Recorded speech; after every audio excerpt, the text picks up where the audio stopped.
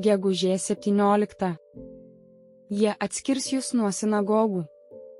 Netgi ateina valanda, kai kiekvienas, kuris jūs nužudys, tarsis atliekas tarnystę Dievui. Jono Evangelija 16 skyrius 2 eilutė. Dabartiniai persekiojimai yra labiau išdailinti, rafinuoti negu buvo praeituose laikotarpiuose. Šių dienų šventieji nėra užmušami tikrais akmenimis, į juos nešaudoma tikromis strėlėmis, ar tiesioginė to žodžio prasme nenukertamos jiems galvos. Tačiau dar ir dabar yra tiesa, kad blogi žmonės į ištikimuosius paleidžia savo nuodingus žodžius.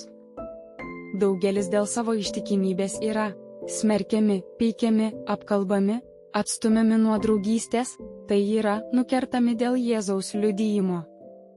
Tegul visi, su kuriais taip elgiamasi, atsimena ir seka Steponą, pirmąjį krikščionį kankinį. Tegul liudija su šviečiančiu veidu, kaip tai darė Steponas. Tegul jų tikėjimo akys pastebi Jėzų, savo užtarėją ir gelbėtoją, stovinti aukštybėse Dievo dešinėje. Tegul jų žodžiai būna santūrūs, saikingi, kokie buvo Stepono, ir tegul tai, kas parašyta apie Steponą, tiktų ir mums, kad buvo pilnas malonės ir jėgos, ir pilnas šventosios dvasios. Visi ištikimieji rizikuoja patekti į nemalonumus, ir dėl to rizikuoja prarasti draugystę su vardiniais Dievo žmonėmis.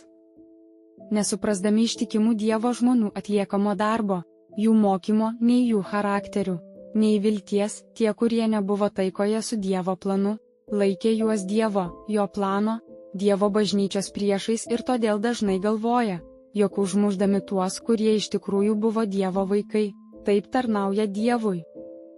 Klausimai: ar šią savaitę buvau persekiojamas? Kaip, kodėl, kokios buvo pasekmės? Jie atskirs jūs nuo sinagogų. Netgi ateina valanda, kai kiekvienas, kuris jūs nužudys, tarsis atliekas tarnystę Dievui. Jono Evangelija 16 skyrius 2 eilutė.